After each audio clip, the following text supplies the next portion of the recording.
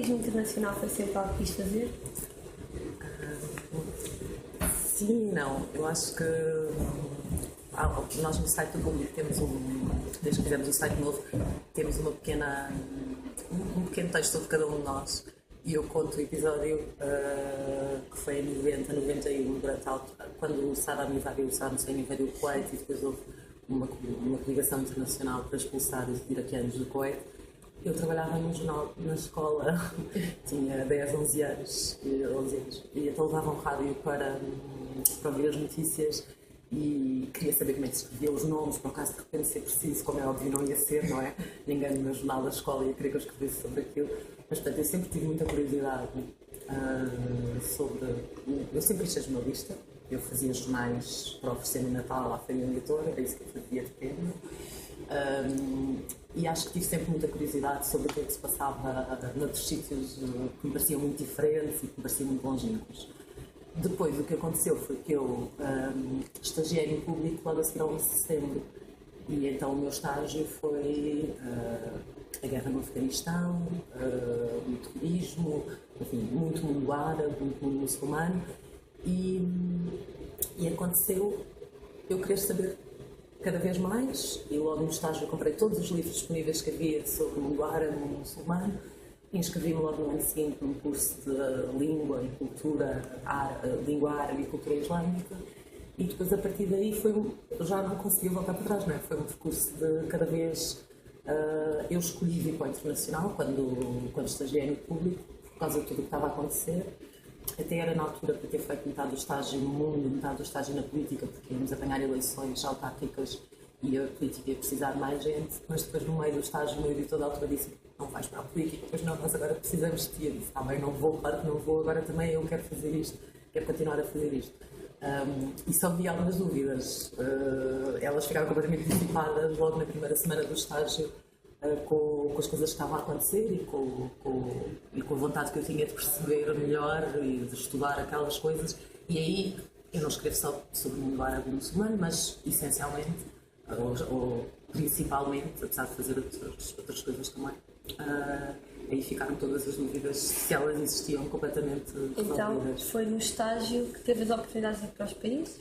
Não de ir para os países, mas de começar a escrever muito sobre determinados temas, sobre os quais eu sabia alguma coisa, mas muito longe do suficiente para achar que podia fazer um trabalho jornalístico rigoroso e completo. Então foi aí que o caminho que eu haveria de percorrer ficou logo um bocadinho traçado, porque eu, a seguir ao 11 de setembro, como outras pessoas, não em número suficiente, infelizmente, mas o que eu quis foi perceber o que é que tinha permitido que aquelas pessoas fizessem aquele ataque, o que é que tinha acontecido para uma parte das pessoas naquela parte do mundo aceitarem ou não, como é que tínhamos chegado àquele ponto e porque é que sabíamos tão pouco uns dos outros. E então o que eu quis foi saber cada vez mais, e acabei a especializar-me em Médio Oriente e em mundo árabe e mundo muçulmano, e isso foi definido um bocadinho. Eu costumo dizer, meio a brincar, que quem me deu emprego foi o Presidente Bush, porque o meu estágio foi o que foi, ou seja, eu trabalhei tanto porque ele decidiu começar uma guerra no Afeganistão, e o meu primeiro contrato a prazo, no ano seguinte, em 2002, já dizia que ia haver uma guerra no Iraque, porque já se estava a perceber que ia haver uma guerra no Iraque e que a Seleção precisava de mim por causa daquela guerra. Portanto, era muito difícil já na altura ficar numa redação, não é? Depois do estágio, só que acabou por haver este conjunto de coincidências, estarem a acontecer coisas muito importantes, eu interessar-me tanto nos temas que de repente eu estava a fazer bem, e pronto, e então de repente tornei-me necessária e fui ficando, e aqui estou eu já passados estes anos. Então, e quando foi a primeira vez que foi para um país fazer a reportagem? Sim, foi em 2003, mas não durante a invasão. Durante a invasão eu estava aqui, houve outros colegas meus muito mais experientes que foram. Nós mandámos jornalistas para a Jordânia, para a Turquia, para o Kuwait, todos a tentarem entrar no Iraque. E eu fiquei aqui. Ainda não tinha saído muito pouco, tinha feito uma viagem à Tunísia, e já ainda em 2002, ou já em 2003, não tenho certeza, fiz uma viagem à Lituânia, o país estava a fazer um referendo de adesão à União Europeia. Mas quer dizer que tinha muito pouca experiência de viagem, não é? E não tinha experiência nenhuma naquela área do mundo ainda. Eu por mim, já tinha ido a Marrocos, já tinha ido à Tunísia, portanto, mas seja como for, são tudo países árabes e muçulmanos, mas há uma grande diferença entre o Magreb e o Golfo, os países do Golfo. Aconteceu ainda em 2003, antes de eu ir ao Iraque, ter a oportunidade de ir ao Omã, que é um país também na Península Arábica, com um percurso muito, muito interessante, apesar de ser uma ditadura e de ter um sultão, é um dos dois sultanatos que ainda existem no mundo, tem tido um percurso de reformas internas e eu fui às primeiras eleições em que toda a gente podia votar. Começou por se poder votar para um parlamento. Portanto, o sultão é o chefe de Estado, mas há um parlamento. E isso foi uma primeira experiência muito, que eu acho que foi completamente diferente eu ter ido ali um mês antes de ir para o Iraque, ou eu ter ido diretamente para o Iraque sem passar por Oman. Mas foi em 2003, aproveitando uma boleia, a GNR portuguesa ia para o sul do Iraque participar na tal coligação of the Willing, da Coalition of the Willing, como o Bush lhe chamou, coligação de voluntários para estarem no que deveria ser um período de estabilização, mas acabou por nunca ser, porque houve uma guerra que durou anos e anos e que teve diferentes formatos, mas ainda continua até hoje, e começou com a invasão. Mas, portanto, eu fui em novembro de 2003, foi a primeira vez. E era tudo o que eu queria. Eu, desde que estava a escrever há um ano, ou há mais de um ano, sobre o Iraque, tudo o que eu queria era ir lá. Não porque eu quisesse ir para o país em guerra, mas porque eu queria ir ao país sobre o qual eu escrevia todos os dias. E pronto, aconteceu ficar lá bastante mais tempo do que estava previsto. Fui ficando, porque tinha ido de boleia e queria vir de boleia também, era a maneira que eu conseguia cá no jornal, que as pessoas me deixassem ir lá ficar. E acabei por ir a muitas zonas do país. Acabei por estar lá no momento em que o Saddam Hussein, no dia em que o Saddam Hussein foi capturado, e portanto com isso também consegui ficar mais algum tempo. E foi uma experiência maravilhosa, porque eu não gosto de guerras, eu não vou para estes sítios para ver as linhas da frente, como alguns jornalistas vão, para ver o conflito propriamente dito. O que a mim me interessa são as pessoas que são apanhadas pelos conflitos, que estão entre essas linhas da frente e continuam a viver todos os dias e a tentar fazer a sua vida. E como é uma situação extrema, são situações em que trazem ao de cima o pior, mas também o melhor nas pessoas. E ver o que é que as pessoas fazem para sobreviver e para que as suas famílias continuem a ter um cotidiano com alguma normalidade no meio de um conflito, acreditei, é das experiências mais enriquecedoras, e eu sinto-me uma sortuda por já ter ido várias vezes a situações, a cenários onde as pessoas estão a viver situações completamente extremas, como é a Síria, onde estive a última vez há um ano e meio, um bocadinho menos de um ano e meio, porque de facto são situações em que as vidas estão tão extremas, as condições de vida são tão extremas que as pessoas fazem coisas inacreditáveis para continuarem a conseguir viver. E isso é muito, muito enriquecedor. E conhecem-se pessoas maravilhosas que decidiram ficar e que tentam só que os filhos continuem a poder estudar ou que os filhos continuem a ter que comer. Às vezes também há desilusões, há pessoas que não são boas e nós experimentamos isso, não é? Ver o pior das pessoas a aparecer nestas situações. Mas, regra geral, as minhas experiências são sempre de conhecer vidas maravilhosas e pessoas que fazem das tripas coração, sejam refugiadas, estejam ainda nos países, para continuarem a conseguir viver, a ter uma espécie de cotidiano no meio do caos absoluto e da tragédia da maior tragédia e do perigo que é real e que é diário, e isso é muito, muito forte do ponto de vista das experiências humanas com que nós podemos conviver e que nós podemos conhecer se formos a cenários destes. E quando foi a primeira vez para um país, então sentiu que era aquilo que queria fazer? Sim, senti que era uma coisa muito forte e que eu ia continuar a querer fazer coisas dessas, mas na verdade eu não pensei nisso. As guerras vão acontecendo, não é? Nós não as planeamos. Ou seja, o que eu quis eu fui ao Iraque a primeira vez, acabei de ficar lá um mês e meio, fiz muitos amigos, conheci pessoas extraordinárias E o que eu queria era voltar ao Iraque, não era necessariamente ir para outro país onde houvesse um conflito. O que eu queria era voltar ao Iraque, consegui voltar anos mais tarde. Eu já conhecia a Síria antes da revolução que acabou por desencadear esta guerra terrível que agora se vive já há bastante tempo no país, porque eu passei 10 anos da minha vida a fazer férias naquela zona do mundo, porque eu não queria escrever sobre o país onde nunca tivesse ido, como o jornal não podia mandar a todos eles, eu fui de férias, a primeira vez que fui à Síria foi de férias, em 2006. Portanto, na verdade, o que eu pensei foi, eu quero voltar aqui. E depois aconteceu que eu escrevia sobre outros países onde aconteceram coisas destas e, portanto, eu quis ir a esses países. Não necessariamente porque havia uma guerra, mas porque eu escrevia sobre eles e queria... Uma guerra muda completamente. Mesmo que já tanto estado num país, se de repente há um conflito ou há alguma situação extrema, isso muda aquele país, muda aquelas pessoas. Voltar ao Iraque anos mais tarde foi uma experiência também muito dura de perceber o que é que a guerra civil muito intensa que tinha acontecido ali durante uns anos em que eu tentei ir e não me deixavam, por razões de segurança essencialmente, os meus chefes aqui no jornal. Foi uma coisa, foi muito bom, mas por outro lado foi terrível ver como é que aquelas pessoas eram mais desconfiadas em relação ao outro, já não eram tão abertas. Portanto, isso muda as pessoas, muda os países. Portanto, eu não penso, eu quero ir a um país em guerra, eu penso, eu quero ir a este país sobre o qual eu escrevo.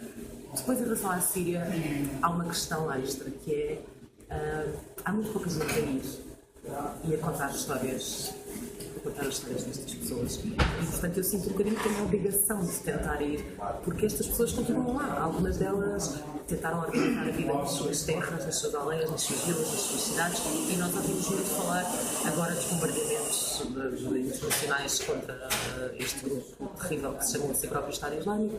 Ouvimos falar do conflito, ouvimos falar dos desentendimentos e da geoestratégia e do que é que os Estados Unidos e a Rússia querem, mas temos poucas histórias das pessoas, portanto eu sinto quase que é uma obrigação e eu iria mais vezes se me deixassem ir aqui no jornal para tentar.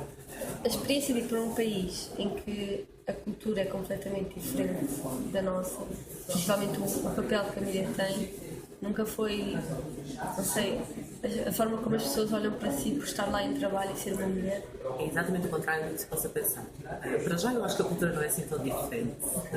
Tem diferenças, mas eu acho que eu sou mais do que europeia, sou mediterrânica e acho que quem conhece os países árabes, quem vai a países árabes, os portugueses que vão a países árabes, se for com a abertura de espírito suficiente, percebe que nós somos muito mais parecidos do que se possa imaginar. Nós fazemos os mesmos gestos a falar, nós comemos as mesmas coisas, cozinhamos as mesmas coisas, gostamos de estar à mesa, fumamos que nem um raio. Foi muito fácil para mim. Eu nunca senti, a não ser, claro, lidando, porque depois há grupos dentro destes países que são extremistas, que têm opiniões em relação às mulheres, com as quais nós não lidamos normalmente no nosso dia a dia pessoal, mas não é toda a população, não é todo o país. E depois, isto é complicado, não temos tempo agora aqui para isso, mas o mundo árabe, o mundo muçulmano, nós falamos assim em pacote, mas todos estes países são países muito diferentes.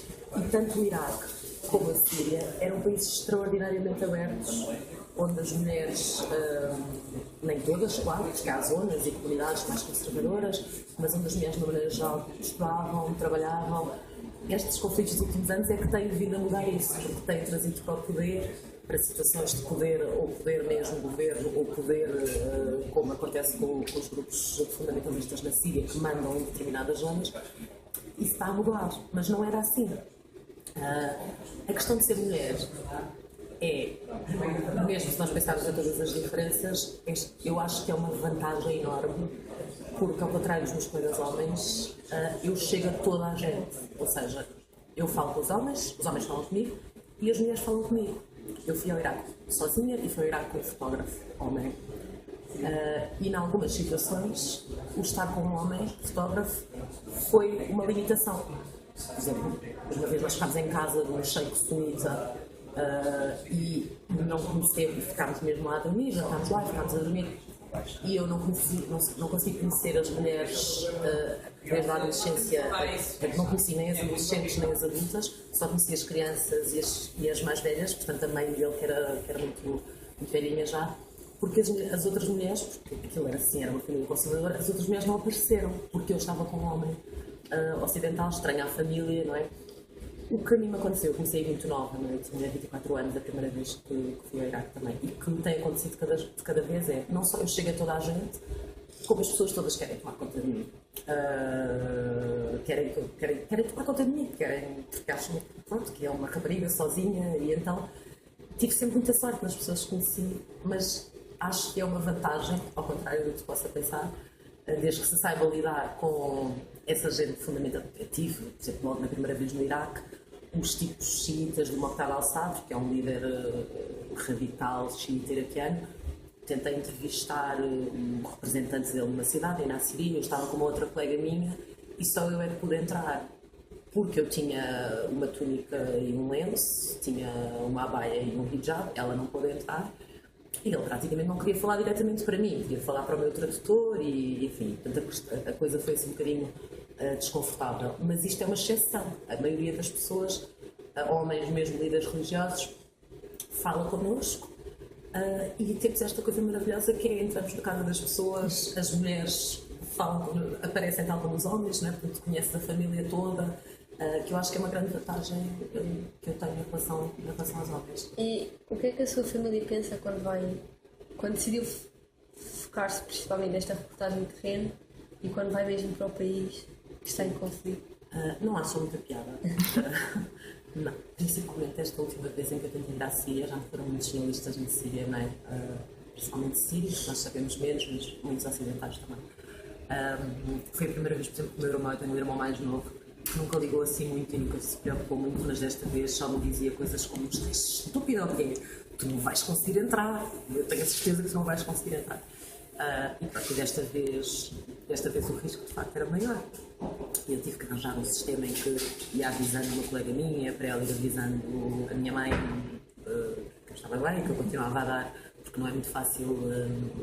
Quando eu estive mesmo dentro da Síria, cheguei a estar dias sem conseguir falar com ninguém, porque não há eletricidade, poucos telefones funcionam, praticamente há muito pouca internet, apesar de ir havendo. Mas sim, não acham muita piada, mas percebem e respeitam, é o meu trabalho. E dado também aquilo que está a acontecer agora com o Estado Islâmico, nunca sentiu reticente em estar lá? Esta minha última vez que fui à Síria, eu tinha uma série de planos A, B, C de entrada no país, que tive de ir abandonando por causa do risco que representava os checkpoints nas estradas no Estado Islâmico. É muito complicado porque é uma situação que está sempre a mudar e o que é verdade hoje não é verdade amanhã. E eu estava na Jordânia, tinha uns planos, depois fui para a Turquia, deixei para a fronteira e tinha outros planos, e de repente eu queria ir a uma cidade que é Kafranamel, e tinha pessoas dessa cidade que me diziam: podes vir, e outras que diziam: não venhas, vai haver uma grande batalha na estrada, está a preparar-se uma grande batalha. E portanto eu decidi. E depois há outra questão, que é: tu conseguires ir sem seres raptada ou morta, não significa que consigas trabalhar. Portanto, eu tinha várias opções em que eu podia ir escondida dentro de um carro, que eu não falaria, estaria completamente tapada, passaria por mulher de alguém, mas depois ia para uma cidade, como por exemplo Alepo, uma cidade que era a cidade mais maravilhosa e bonita onde eu já estive na vida, e que está praticamente destruída, ou grande parte destruída. Eu tive uma hipótese de ir, com algumas pessoas conseguiam combinar um plano em que ia, mas eu ia estar sempre fechada dentro do porta-bagagens e eles iam deixando em sítios. Portanto, eu ia passar uma noite e umas horas a casa de umas pessoas, depois a um hospital improvisado, mas eu não ia conseguir andar na rua.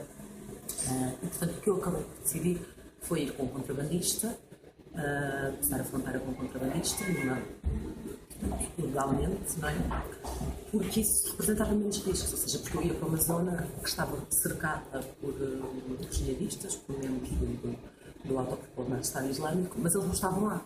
Havia mísseis que eles lançavam que estavam a cair lá, mas eles não estavam lá, portanto eu ia poder andar na rua e ia poder fazer o tipo de trabalho que eu gosto de fazer, que me permitia andar por lá, conhecer as pessoas, perceber como é que as pessoas estavam a viver. Mas sim, mas isso limita as tuas opções. Quer dizer, eu quero ir e quero escrever, mas eu não quero ir e ser raptada ou ser morta. Quer dizer, isso não faz sentido, não é? Portanto, claro que há riscos que tu não consegues controlar, mas consegues diminuir ao máximo. E foi isso que eu fiz. Escolhi ir para um sítio e não ir para outro. O sítio onde eu estava havia muita gente a chegar que fugia de vilas e de aldeias e de cidades que estavam a ser atacadas pelo Estado Islâmico. Já lá ainda se fazia a hipótese de eu ir à Alepo, mas não fazia sentido, porque era possível que eu conseguisse lá chegar, era possível que eu não passasse do meio da estrada e que fosse apanhada numa barreira de segurança montada por senhores de barbas e intenções que, no que diz respeito aos estrangeiros, como nós sabemos, normalmente passam pelo rapto e muitas vezes acabam com a morte, não é? E eu não quero voltar a escrever, não é? Portanto, acabei por definir o plano em que eu corria menos riscos. Havia roquetes a caírem, havia mísseis a caírem, havia coisas a acontecerem. Fui detida pelos turcos na saída do país, na fronteira, durante umas horas, porque estava a passar na fronteira ilegalmente, mas os mesmos turcos não me tinham deixado passar por outra fronteira por uma questão de segurança, porque era uma zona onde do outro lado havia muitos fundamentalistas e jihadistas e eu corria riscos. Portanto, eu fiz a escolha menos arriscada, tendo em conta as várias possibilidades.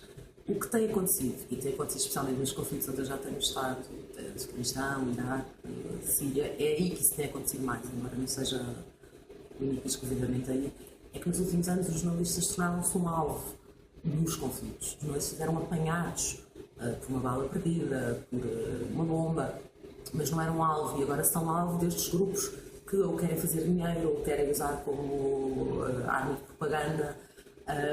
E isso de facto mudou um bocadinho a minha e a maneira das pessoas verem as coisas. Eu quando saí da Síria esta última vez, tinha uma mensagem no Facebook do fotógrafo português, que é o João Pina, que trabalha muito em zonas de conflito e internacionalmente, a dizer-me, porque tinha lido coisas minhas assinadas da Turquia, já na zona de fronteira, a dizer-me: por favor, não entres, tu não tens noção de quantos jornalistas estão neste momento desaparecidos.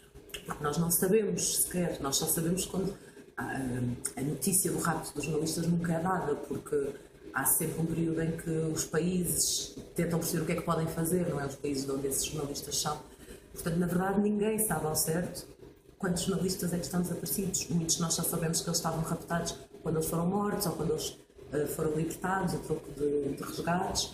E, portanto, sim, é um terreno, é um país onde há muitos riscos e os jornalistas são um alvo direto. Portanto, claro que isso pesou. Na conferência disse que já sofreu uma pressão sobre o que iria publicar e queriam saber, mas alguma vez sofreu, depois de ter publicado, ameaças ou... Não. O meu maior cuidado não tem a ver comigo, tem a ver com as pessoas sobre as quais eu escrevo. Isso é uma coisa que depois acabei por não falar na conferência. Eu tenho histórias, há sírios que contaram histórias absolutamente, enfim, muito fortes e muito bonitas de resistência ao regime, sobre as quais eu nunca escrevi, porque, apesar de nós escrevermos em português, sentimos que ninguém nos lê, mas as coisas não são assim. Eu já tive uma situação com uma família em que houve um mal-entendido entre o que eles me disseram que eu podia escrever e o que eu achava que podia escrever, e de repente esse texto apareceu traduzido em inglês e eles leram e pediram para mudar umas coisas, porque o texto continuava online e eu obviamente alterei. Mas, portanto, a minha maior preocupação, no caso dos sírios, no caso dos iraquianos, mas principalmente tem sido no caso dos sírios, é protegê-los e proteger as famílias deles, porque mesmo que eles já estejam em segurança, por exemplo, há sírios em Portugal, eu já fiz uma reportagem sobre os estudantes sírios que estão cá, num projeto desenvolvido pelo ex-presidente Jorge Sampaio. Um deles falou sobre anonimato. Outros, houve coisas que eu não pude escrever, porque as famílias deles continuam lá e podem sofrer represálias e podem ser alvo do regime ou de grupos terroristas. Portanto, nós voltamos, não é? Nós voltamos para casa e normalmente já só escrevemos estas coisas quando estamos cá. É mais difícil que nós soframos ameaças diretas. É muito. Aliás, vários jornalistas que foram raptados fizeram um grande disparate de escrever dos sítios. Isso é uma coisa que tu não fazes numa situação como a Síria. Tu não assinas do sítio onde estás, não mandas textos mesmo que tenhas acesso a meios para isso, mesmo que tenhas internet. porque isso é correr um risco absolutamente enorme e que não faz sentido, não é?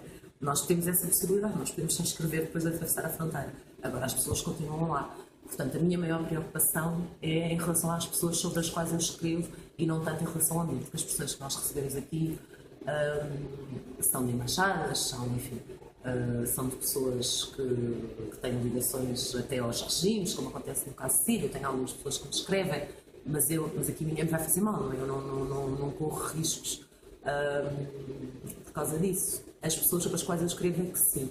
E esse sim é o meu grande cuidado, é tentar perceber exatamente o que é que eu posso escrever sobre essas pessoas e as suas famílias. Há bocado disse que se pudesse não estava aqui, que estava lá. O facto de ser perigoso compensa pelo enriquecimento que lhe dá? Sim, sim. E as relações muito fortes que eu faço sempre muitos amigos nestas arranjo famílias. Agora, quando esta última vez que estive na Síria, eu fui, basicamente houve uma família que tomou conta de mim. Eu fui ficar na casa de vários primos e tios e eu quero imenso ir ver como é que aquelas pessoas estão e quero imenso ir ver como é que aquela cidade está a resistir a tudo o que aconteceu entretanto naquela zona, que foi terrível. Houve o Estado Islâmico que tomou muito território, obrigou muitas pessoas a fugirem. Aquela cidade ainda resiste. Há zonas onde eu estive no Iraque já há alguns anos que de repente foram completamente transformadas por causa disto. E para mim é muito difícil escrever, mesmo que eu mantenha contato com algumas pessoas. Esse contacto é intermitente por causa da própria situação que essas pessoas vivem. Mas é muito diferente voltar a ir ou continuar a seguir a escrever isto aqui. Portanto, compensa, porque para mim não faz sentido escrever sobre situações que eu já não conheço com profundidade ou que estão em mudança e eu não tive a oportunidade de ir lá e ver ao vivo essa mudança.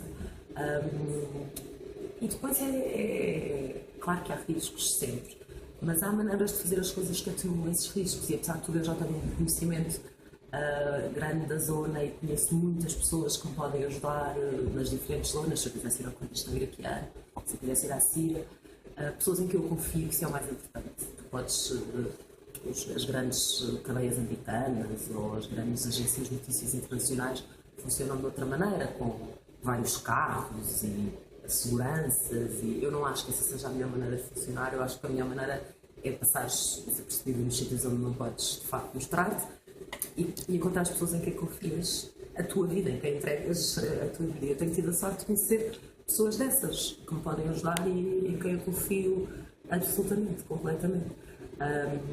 Eu acho que compensa, até porque agora ainda se vai escrever sobre a Síria e o Iraque, porque desde o verão passado há uma intervenção internacional, mas qualquer dia já não se escreve. E se tu não fores lá é muito complicado que as pessoas percebam o que é que está a acontecer. Se tu não fores contar as histórias das pessoas que são como eu e tu e que só tentam viver, só que estão em situações que nós nunca tivemos de passar, é muito complicado manter as pessoas interessadas num conflito que se arrasta e que se vai continuar a arrastar.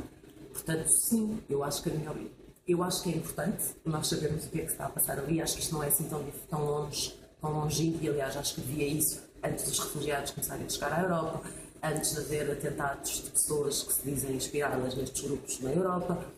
Era óbvio que isto ia ter consequências na Europa.